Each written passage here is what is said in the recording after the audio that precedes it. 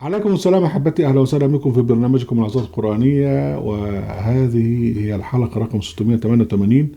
ونكمل مع هجس مالك في الوضوء من مس الذكر.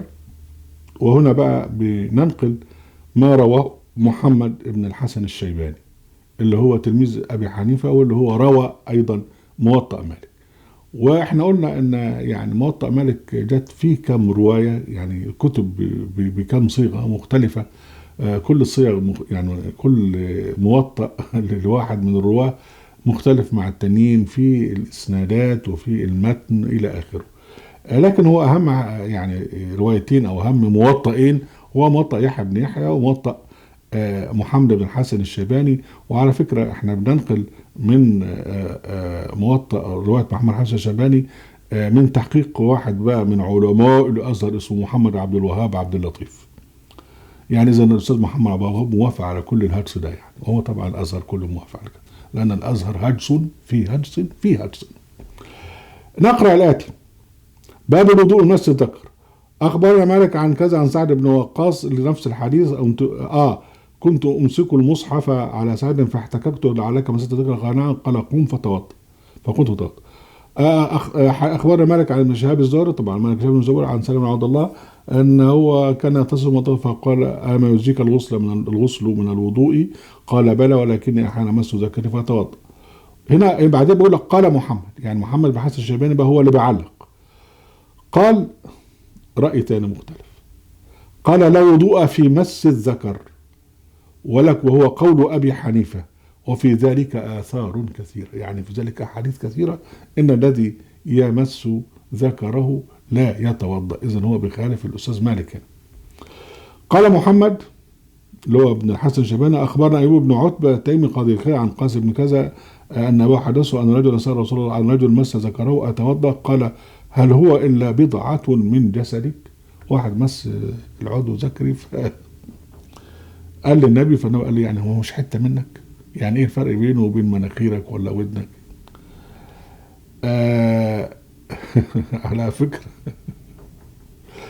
يعني انا اتذكر دلوقتي من كتاب الاقناع في حل الفاظ ابو شجاع لما يعني تعرضوا لموضوع مس العوره، فبقول لك بعد ما ذكر ان ده ينقض الوضوء، فقال لك المؤلف يعني قال لك وإذا مس حلقة دبره على الجديد.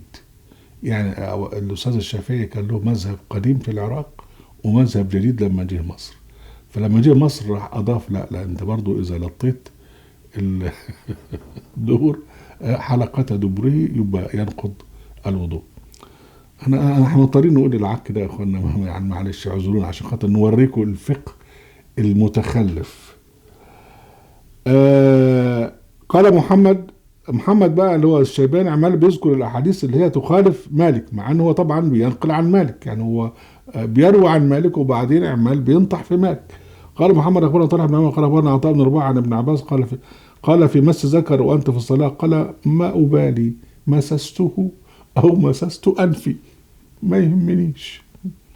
قال محمد الشيباني اخبرنا ابراهيم كذا اخبرنا صالح عن كذا عن ابن عباس قال ليس في مس الذكر وضوء. ابن عباس، طبعا ابن عباس وابن ترباس والناس دي كلها ماتوا قبل الكلام ده، لكن هو كل واحد بيحط الرأي بتاعه ويحطه على قفا واحد من الناس اللي ماتوا دول. قال محمد اخبرنا ابراهيم كده اخبرنا حارث بن اسامه عن سيد المسيب يقول ليس في مس الذكر وضوء. سعيد بن المسيب كان من علماء المدينه من التابعين، وهنا بقول لك ان ايه، ان فلان عن فلان عن سيد المسيب قال لك لا، يعني ليس في مس الذكر وضوء. قال محمد اخبرنا ابو العام المصري قال رجل عطاء بن ابي رباح، ده عطاء بن رباح من التابعين، قال يا ابا محمد رجل مس فرجه بعدما توضا، قال الرجل من القوم ان ابن عباس كان يقول ان كنت تستنجسه فاقطعه. اذا كنت شايفه نجس يقطع. قال قال عطاء بن رباح هذا والله قول ابن عباس.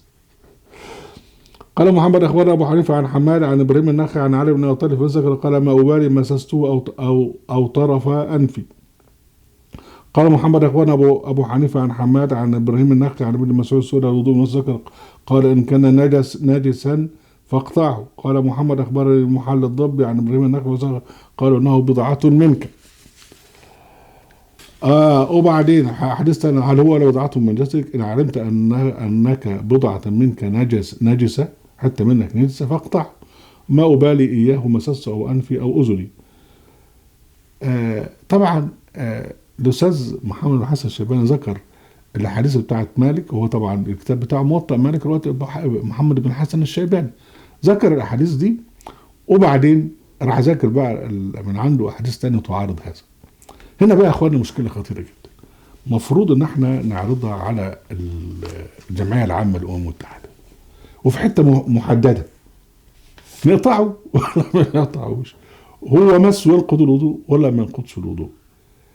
يعني دي قضيه بقى خطيره جدا. وبعدين يعني لا مؤاخذه يعني ناخد راي المنظمات النسائيه في الموضوع. يعني انا مضطر طبعا يعني استظرف عشان خاطر، لان انا يعني حاسس بقرف. اهلا وسهلا بكم احبتي، ورناكم لحظات قرانيه في قناه اهل القران وفي موقع اهل القران. لا تنسوا المشاركه بالشير واللايك، وعليكم السلام.